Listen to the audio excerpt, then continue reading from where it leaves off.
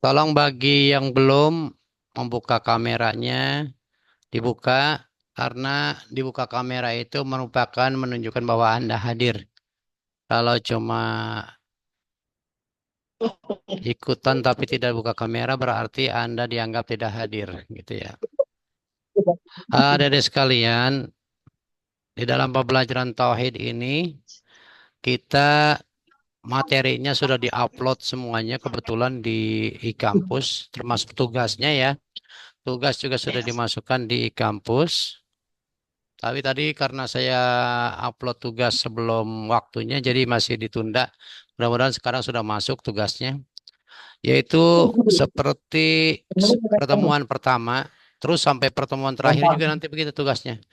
Tugasnya itu menonton video, kemudian diresum, terus dipoto. Kemudian menjawab soal-soal yang ada di slide terakhir setiap pertemuan.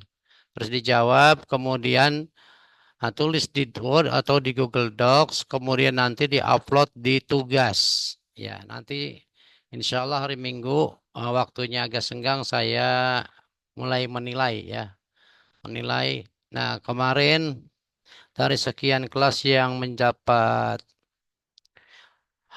yang sudah dinilai sebagian kecil ya, itu ada baru satu orang yang nilainya 100. Ya, nilainya 100 itu maksudnya dia dalam menjawab itu semuanya benar sesuai dengan instruksi. Dia rangkum, terus kemudian dia foto videonya, video pembelajarannya, kemudian dia jawab soal-soal yang ada di setiap di slide terakhir pertemuan ya. Kemudian ya nilainya itu 100. Nah, saya harapkan kepada adik-adik mahasiswa semuanya mengerjakan seperti itu supaya nilainya bagus gitu ya. Jangan sampai nanti kita kuliah satu semester cuma dapat nilai C atau enggak lulus. Sayang, rugi waktunya, rugi tenaga, rugi uangnya juga. Kalau bisa minimal B, syukur-syukur A, ya A plus gitu. Yang paling bagus A plus. Tapi kalau nilainya 100 itu rata-rata A plus. Nah, adik-adik sekalian, untuk selanjutnya saya akan share materi ajar kita ya. Materi pembelajaran kita yaitu tentang tauhid. Ini belum dibuka. Sebentar loh.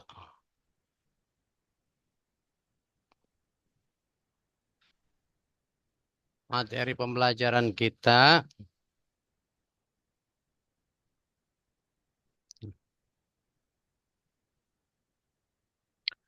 yaitu ini sekarang yang membahas tentang tauhid. Nah, tauhid itu adalah menurut bahasa ya. Menurut bahasa itu diambil dari kata wahada yuwahidu tauhidan. Artinya menganggap esa, menganggap satu atau mengesakan boleh ya. Itu di dalam bahasa. Sedangkan menurut istilah ada tauhid adalah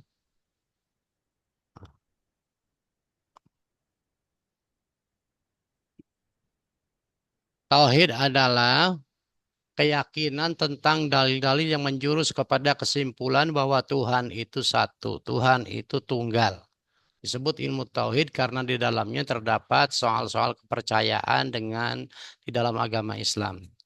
Mana dalilnya? Yaitu surat Al-Ikhlas ayat 1 sampai 4. Qul huwallahu ahad, Allahus somad, lam yalid walam yulad walam yakul lahu kufuwan ahad. Katakanlah dia Allah itu esa, Allah tempat memohon pertolongan, tidak beranak dan tidak diberanakan, walam yakul lahu kufuwan ahad, dan tidak ada yang sesuatu apapun yang sebanding dengan Allah.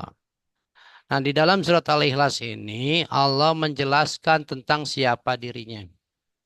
Ya, siapa dirinya supaya apa? Supaya kita sebagai makhluknya, sebagai hambanya kenal sama Allah.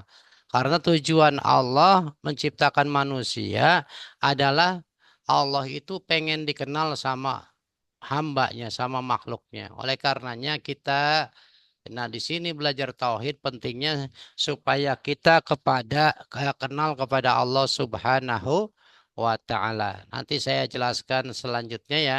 Hmm. Nah, adapun nama-nama ilmu tauhid itu ada 6 nama. Yang pertama nama ilmu tauhid itu sendiri yaitu kepercayaan kepada Tuhan yang Maha Esa atau mengesahkan Allah, tidak ada sekutu bagi Allah. Ya, makanya disebut dengan ilmu tauhid. Terus yang kedua adalah ilmu akidah, ilmu yang berkaitan atau berikatan dengan kepercayaan kepada Tuhan. Ya. Yang ketiga adalah ilmu kalam, ilmu yang membicarakan tentang ketuhanan. Yang keempat adalah ilmu usuluddin, adalah ilmu yang membahas tentang pokok-pokok agama. Perlu adik-adik ketahui, ada 3 rukun agama. Maksudnya, rukun agama itu ada 3. Yang pertama, tauhid, mengenal atau mengesahkan Allah. Yang kedua, rukun Islam, ya. Islam itu sendiri yaitu yang kita sudah kenal dengan rukun Islam. Yang ketiga, ihsan. Ihsan itu adalah akhlak atau tasawuf, gitu ya. Itu yang disebut rukun agama. Yang kelima, nama ilmu tauhid adalah ilmu hakikat. Kenapa disebut ilmu hakikat atau ilmu sejati? Karena ilmu ini menjelaskan dengan sebenar-benarnya tentang sebuah kebenaran yang berkaitan dengan Allah Subhanahu wa taala. Yang keenam adalah ilmu ma'rifat. Karena di sini disebut, kenapa disebut ilmu ma'rifat? Karena di sini pada tingkatan ini seseorang sudah kenal sama Allah, kenal sifatnya, kenal zatnya, kenal sifatnya, kenal asmanya, namanya, kenal perbuatannya. Nah, ini yang saya mau perdalam di sini. Karena umumnya kita semuanya dulu sudah pernah ngaji ya tentang ilmu tauhid, tapi saya akan perdalam di dalam ilmu hakikat, gitu ya. Ah, perlu Anda ketahui yang menggagas atau merunut tentang ilmu pengetahuan ilmu tauhid adalah yang mendirikan ilmu tauhid adalah Abu Musa Hasan Ali Asy'ari, yaitu pada tahun 260 Masehi sampai 324 Masehi atau sekitar Hijriah, maaf. Terus uh, sekitar tahun 873 Masehi sampai 935 Masehi, gitu ya. Adapun eh, pendapat Abu Hasan Asy'ari dikuatkan juga oleh Abu Mansur Al-Maturidi dari Samarkand, dan apa yang disampaikan oleh gagasan Abu Hasan Al-Asy'ari sama yang digagas juga oleh Abu Mansur Al-Maturidi. Ini beliau adalah ahli teologi, ahli filsafat, ahli tauhid. Ya, kalau bahasa sekarang disebut ahli tauhid. Adapun eh, buah karya dari Syekh Abu Musa al-Asy'ari dan Syekh Abu Mansur al-Maturidi ini yang dikenal dengan sifat 20 yang dipelajari di semua pesantren yang ada di Indonesia maupun di dunia yang golongan ahlus sunnah wal jamaah. Rata-rata kita semuanya waktu kecil sudah hafal dengan sifat-sifat ini. Inilah yang disebut dengan sifat wajib bagi Allah dan sifat mustahil bagi Allah. Sifat wajib bagi Allah wujud, kidam, baqa, mukhalafatu lil hawadisi, qiyamuhu binafsihi, wahdaniyat, kudrat, iradat, ilmu, hayat, sama, basar, kalam, qadirun, muridun, alimun, mutakallimun. Eh, saya mau tanya, apakah adik-adik semuanya sudah hafal dengan sifat 20 ini? Pernah Sudah, dengar atau Pak. pernah ngaji? Sudah, Pak. Sudah Sudah, hafal. Ya, pernah sudah, belajar ya. Pak. Sudah. Nah, di sini Ya. diperdalam, sifat wujud adalah sifat nafsiyah. Wujud itu adalah sifat nafsiyah, sifat zat, sifat diri. Idam bako mukhalafatul hawadisi qiyamuhu binafsihi, wahdaniyat itu sifat salbiyah. Sifat salbiyah artinya sifat yang membahas tentang bahwa Allah itulah qadim, idam, dahulu. Allah itu kekal, mengabarkan tentang keadaan Allah. Mukhalafatul hawadisi, Allah itu berbeda dengan makhluknya. Qiyamuhu binafsi, Allah itu berdiri sendiri, wahdaniyat, dan Allah itu tunggal, esa. Tidak ada sekutu baginya. Itu namanya kabar. Sifat nafsiyah itu, sifat sifat salbiah itu memberikan kabar bahwa Allah itu demikian rupa adanya. Terus ada lagi 7 sifat di bawahnya: kudrat, irodat, ilmu, hayat, sama, basar, kalam. Itu disebutnya sifat ma'ani. Nah, sifat ma'ani ini semuanya ditempelkan kepada manusia, ya. Artinya diamanahkan oleh Allah ke dalam diri manusia berupa alat, berupa bentuk fisik. Bentuk fisiknya mana? Kudrat. Oleh Allah dijadikan tulang. Sifat kudratnya itu. Makanya manusia dia bisa ke sana kemari karena dia punya tulang. Karena dia punya kekuatan ini dan itu karena dia punya tulang. Coba kalau tidak ada tulang, maka manusia tidak bisa kemana-mana, ya. Terus ada irodat. Irodat itu Allah berkehendak dititipkan apa istilahnya dititipkan di dalam darah. Di dalam darah itu mengalir keinginan-keinginan secara batinnya, ya. Karena kalau manusia itu tidak ada darahnya, wah berarti manusia itu tidak hidup, ya. Terus ada sifat ilmu. Ilmu itu mengetahui. Makanya disebut manusia. Manusia itu dikaruniai oleh Allah akal dan hati. Sehingga manusia itu bisa mengetahui mana yang baik, mana yang buruk. Mengetahui ilmu-ilmu yang berkaitan dengan dunia maupun berkaitan dengan akhirat. Nah, itulah manusia dikaruniai oleh Allah. Tempatnya di jantung dan di akal, di otak. Itu ya. Nah, itu yang dijadikan oleh Allah sifat alimun. Untuk fisiknya. Sama itu artinya mendengar. Mendengar itu dijadikan oleh Allah pada kita daun telinga. Ya, alat. Ya, alat mendengar, yaitu telinga. Yang ke basor, sifat basor, itu dijadikan oleh Allah mata. Ya, pada diri manusia. Sifat kalam itu dijadikan oleh Allah mulut atau lidah. Nah, 7 sifat ini semuanya dititipkan dalam bentuk tubuh di dalam tubuh kita. Dalam bentuk anggota tubuh di dalam tubuh kita. Sehingga manusia itu bagus terlihatnya. Kemudian tidak cukup dengan itu, ada 7 sifat di bawahnya namanya sifat ma'nawiyah. Sifat ma'nawiyah inilah yang sifatnya gaib, hanya bisa dirasakan oleh manusia. Ya, telinga itu tidak akan mungkin mendengar kalau tidak ada sifat qadirun gitu. Qadirun itu artinya yang berkuasa. Muridun yang berkehendak, alimun itu yang mengetahui, hayun itu adalah yang hidup, sami'un artinya yang mendengar, basirun yang melihat, mutakalimun yang berbicara. Nah, 7 sifat inilah yang disebut dengan sifat maknawiyah atau dalam bahasa tasawufnya disebut sir atau rahasianya Allah. Nah, sifat inilah kemudian ditempelkan ke dalam tubuh manusia. Ya, sifat qadirun ditempelkan kekuatan pada tulang. Itu ya, artinya manusia bisa bergerak ke sana kemari karena dia itu ada sifat qadirun yang berkuasa, berkekuatan. Muridun yang berkehendak. Itu ada di hati dan di darah, di jantung dan di darah, ya. Muridun, alimun di hati juga dan di otak itu ya, sehingga manusia itu pinter bisa ini dan itu karena ada sifat alimunnya Allah. Sifat alimun Allah ini dititipkan kepada manusia. Sifat hayunnya Allah, sifat hidupnya Allah dititipkan kepada manusia di dalam nafas, di hidung.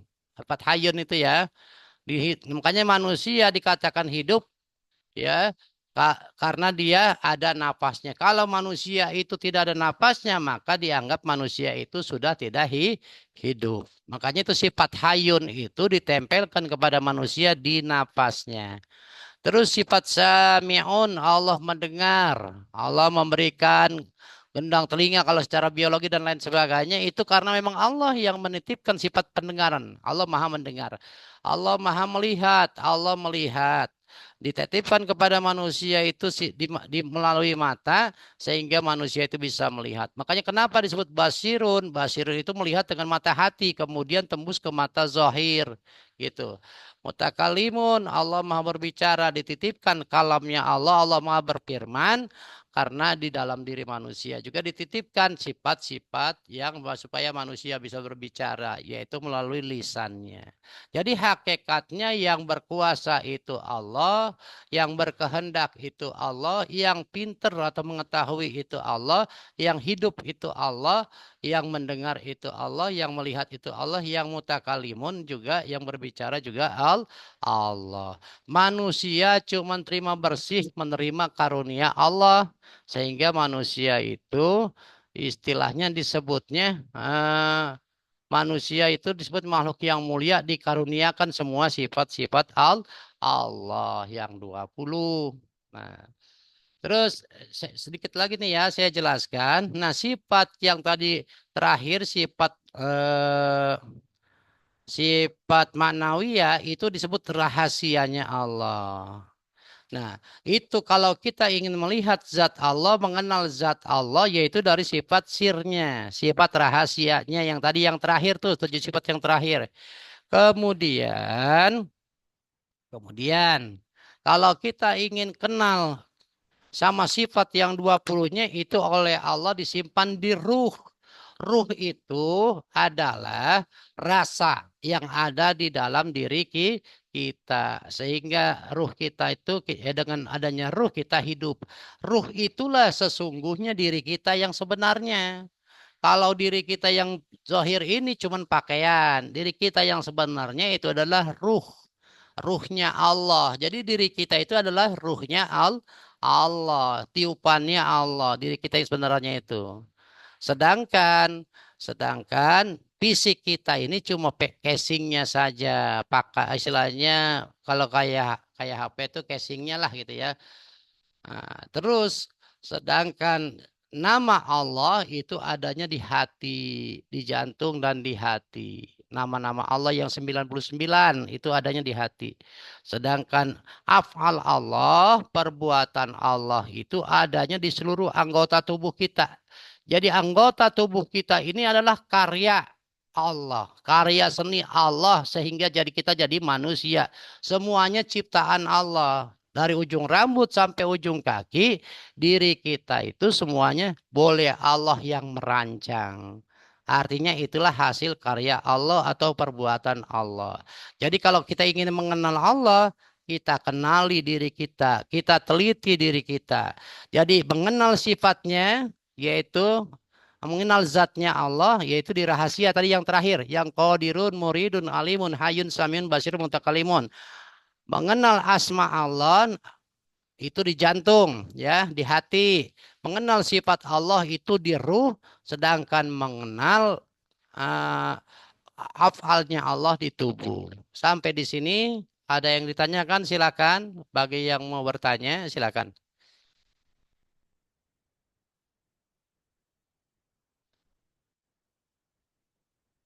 Halo, Rizky mau bertanya enggak? Silakan. Ayah mana nih orangnya nih? Si Ayah. Namanya apa nih? Ayah apa nih? Delia. Delia kayaknya mau oh di warung makan ya Delia ya. Silakan mau bertanya silakan. Saya mau bertanya, Pak.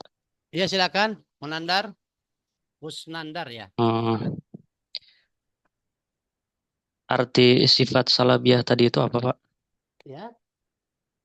Arti sifat dari arti sifat salabiah. Sifat salbiah. Ya silakan. Iya, Pak.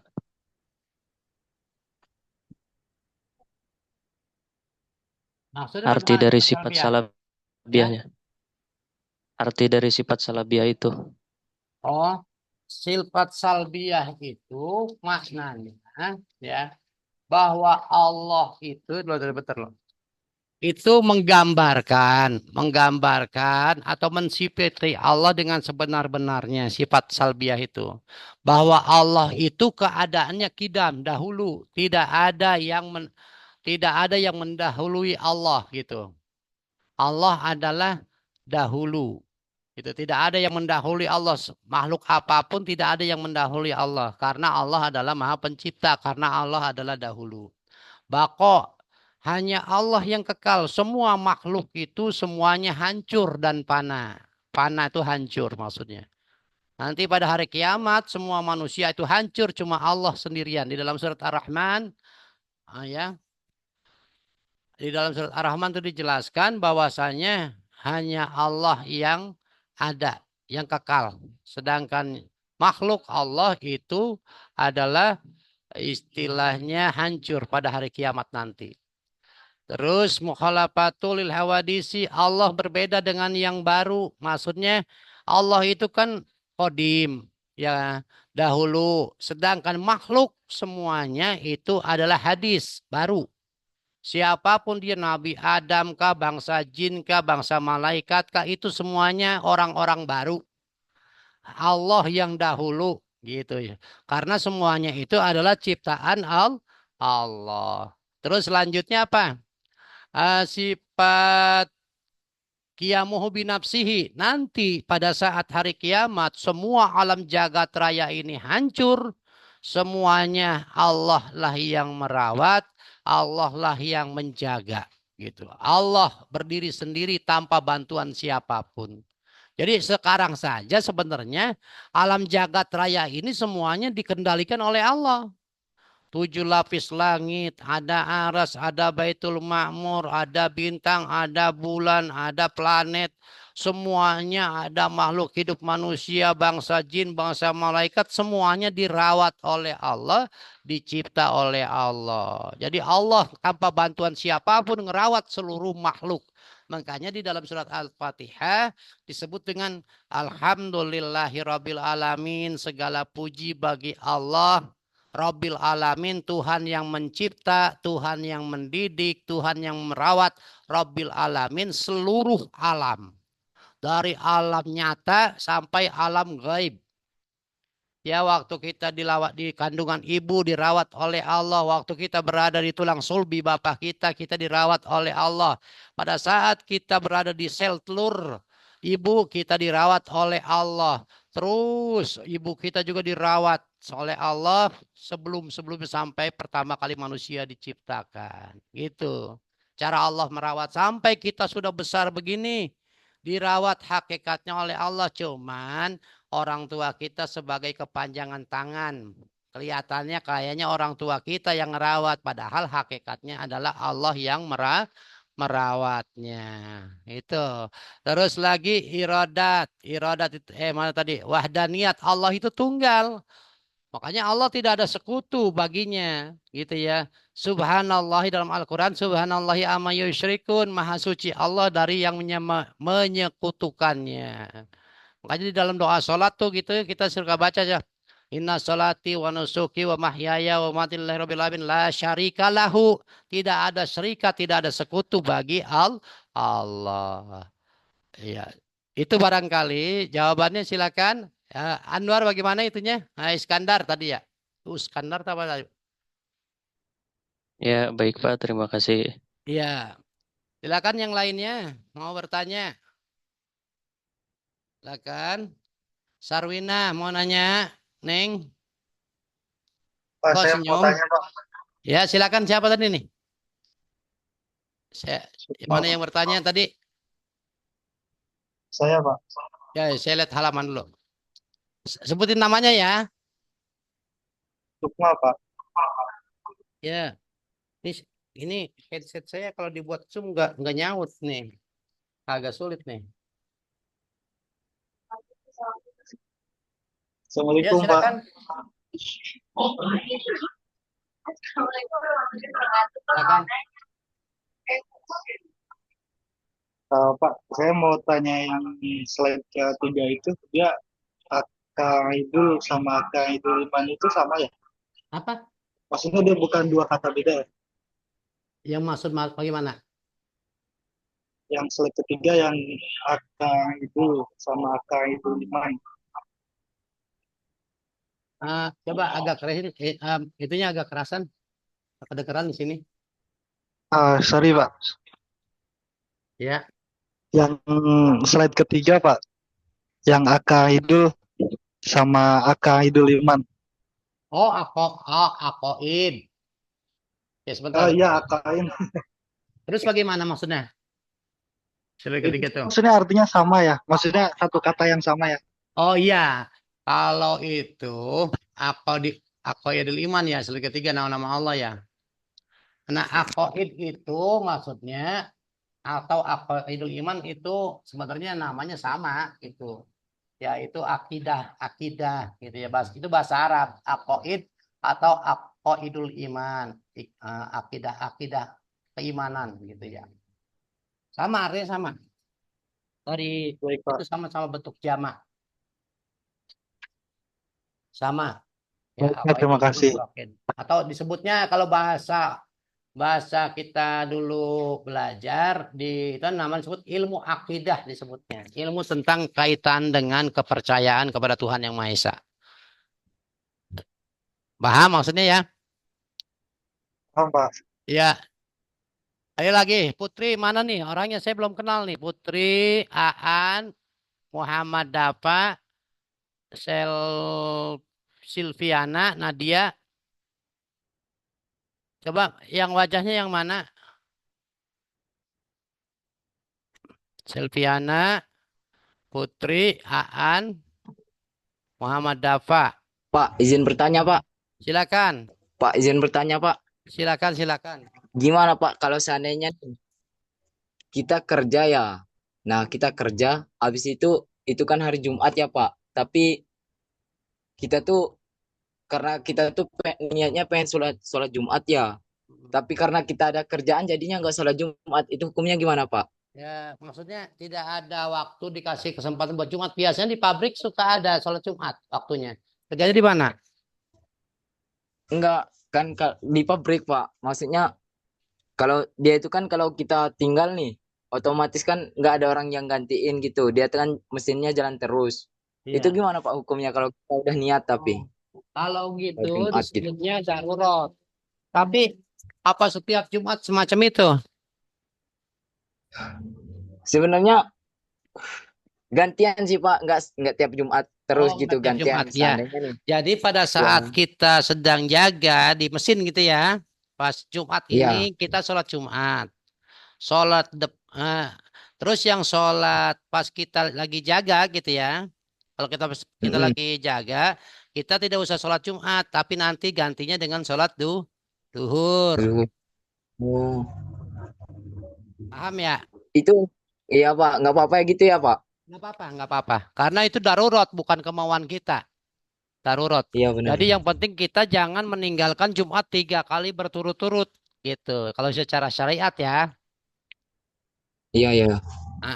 Baik Pak, Tiga terima kali kasih Pak. berturut-turut nggak boleh. Ya. Iya Pak.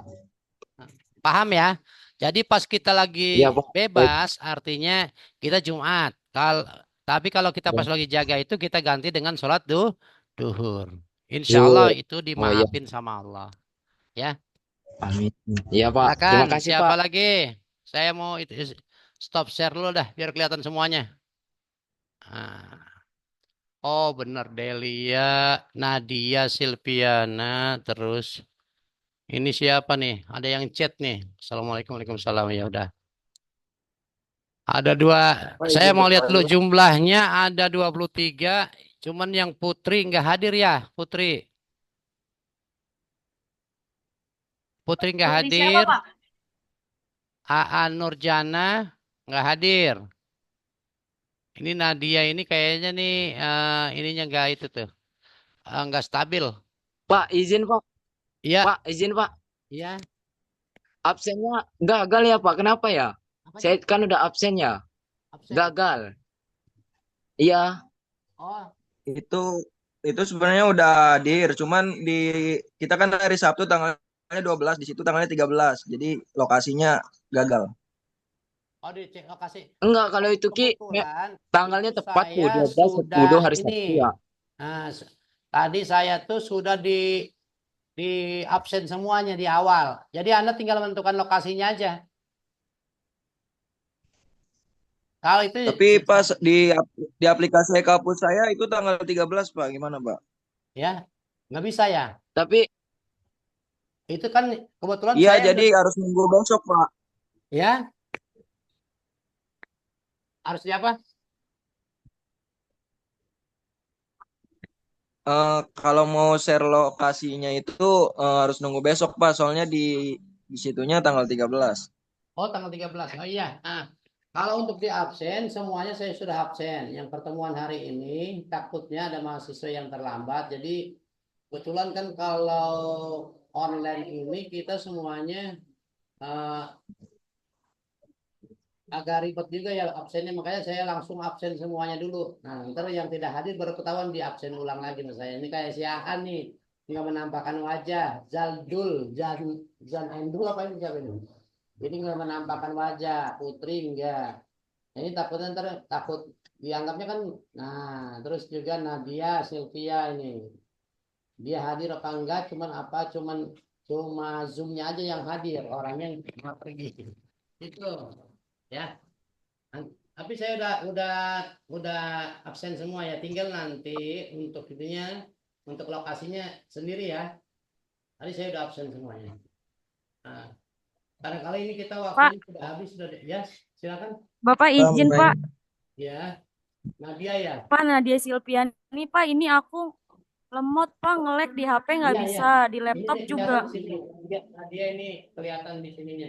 Lagi muter-muter aja koneknya internetnya. Ya nggak apa-apa. Yang penting ada suaranya Ya gitu. Pak.